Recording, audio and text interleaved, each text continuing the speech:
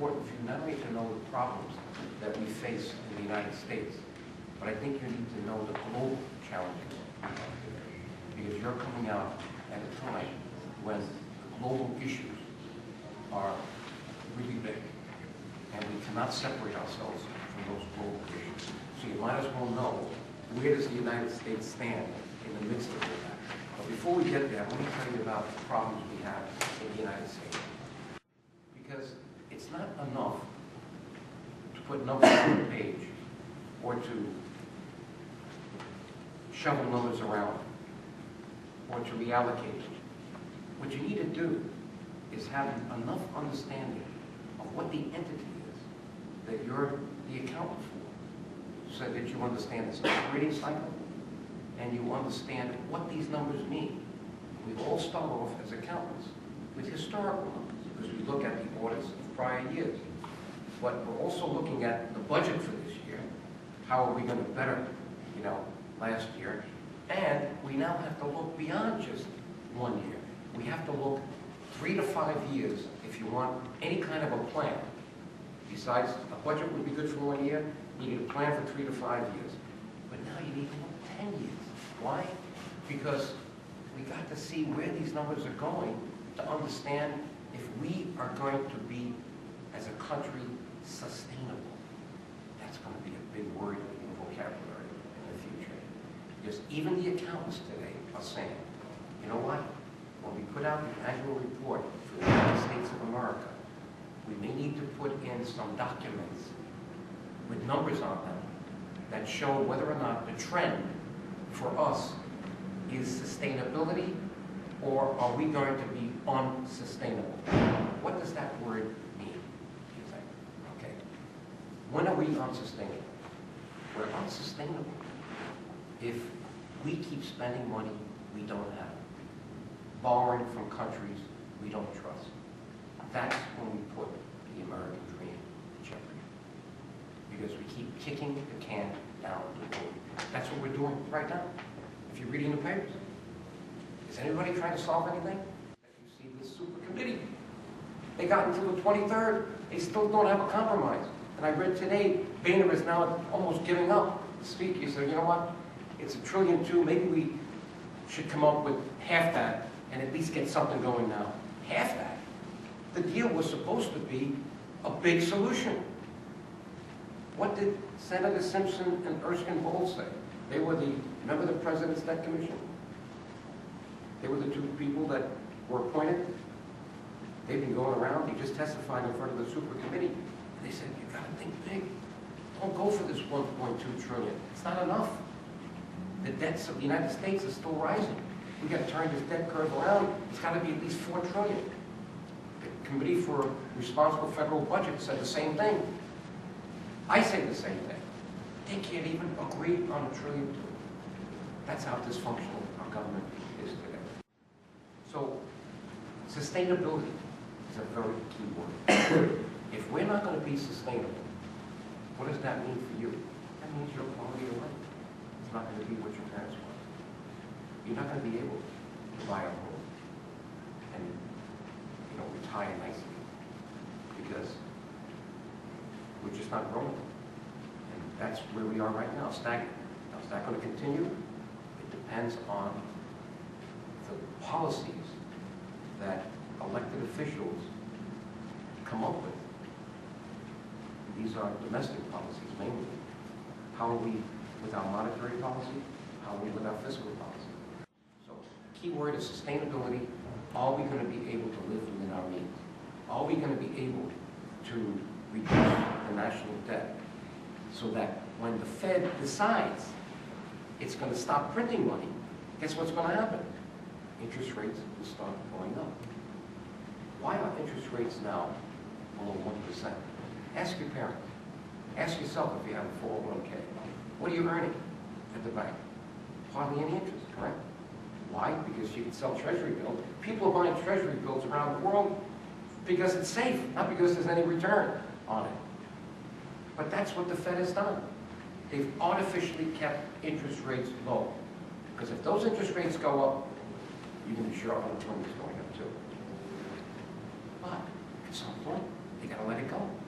Because as the economy starts getting better, you'll have inflation. And as inflation, some inflation, that will drive interest rates up. Or at least then the Fed has got to say, like Greenspan said for many years, we can't have too much inflation, so they let interest rates rise. Now, what's the problem with that? We have $15 trillion in debt, and we've kind of financed that debt short term. We used to have 10-year bonds, 20-year, 30-year bonds. Most of that debt now has been reduced to 1, 2, 3, 4 years, which means as we refinance it, any increase in the interest rates takes effect immediately. And that interest is part of our budget. Right now, I think the interest we paid last year, I'm waiting for the numbers, is about $200 billion. That's still a lot of money. But imagine if interest rates go back to 6, 7, 8%. God forbid they go back to where Jimmy Carter had them, with stagflation, which we could be feeling right now in part, stagnant economy with inflation. You know what the prime rate was back in 1979? 21%. So let's say it goes back to 10. What's 10% of $15 trillion? $1 trillion, $500 billion. Now you might say, how did it jump so big? It won't go that fast because of that 15 trillion, approximately 5 trillion is, guess what? In the Social Security Trust Fund. So we don't pay interest on it, but we accrue the interest. And we pay it out when we pay out the entitlements. But let's say it's 10 trillion in debt. That's $1 trillion in interest if it's 10%. Big change from 200 million. And it could go there in the next 5 years. We don't know, because we've created this artificial economy right now to keep unemployment down. We've had to keep the interest rates down. The accounting systems that I learned to become a CPA are not the accounting systems they use in the budget process. They try to redo it at the end of the year when they put out the consolidated financial statements of the United States of America. And there's a quasi-generally accepted accounting principles called GAAP, which you probably know about. So they try to redo the books. But it's too late by then. We've spent the money. The budget's over. You've got to install generally accepted accounting principles, the accounting system used by the Securities and Exchange Commission, required if you're a publicly traded company, in the budget process, so that we know from an economic point of view, not just the cash that's going in and out, but what are we committing ourselves to. The budget process has to show that. Guess what we are? We're a consumption economy. 70% of our economy is consumption. Why do you think we're in the doldrums? People used to use their houses like an ATM machine. Refinance. I bought a car. I went on vacation. I did this, I did that. They can't do that. And all of a sudden, people are now becoming insecure because they see their interest rates are going down. They're not making it in their little savings accounts and 401ks. So what are they doing? They're saving more. We never had such high savings rates as we have in America now. I understand somewhere around 5 or 6%. When I was a congressman, it was 0. They were saving nothing. And I'm sure before the crisis, it was not that high. It was probably 1 or 2%. Japan always had a huge savings rate. The point is, people are not spending the way they did. So that's what's holding back our economy as well. Now the other thing is that much of the production that we used to have in this country has moved to places like China. In the old days, Japan. China. Why? Because they're trying to get their people jobs so that they can develop a domestic economy. And they do that by paying them wages that they never had before, but those wages are much, much less than they are in the United States. And now, it's becoming a sophisticated workforce. They're making computer chips. They're making cars. They're making a lot of things that we didn't think they were able to make before.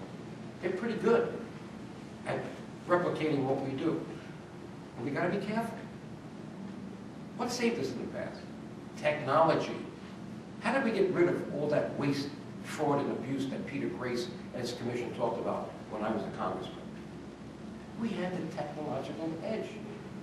And when you have technology, and you are advanced with computers and robots, that means you're making more with less people, so that your productivity goes way up.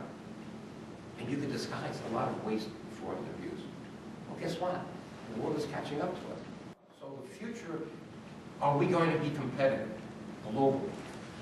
But I just wanted you to see where China has to go yet to get anywhere near us. They're only $3,300 a person.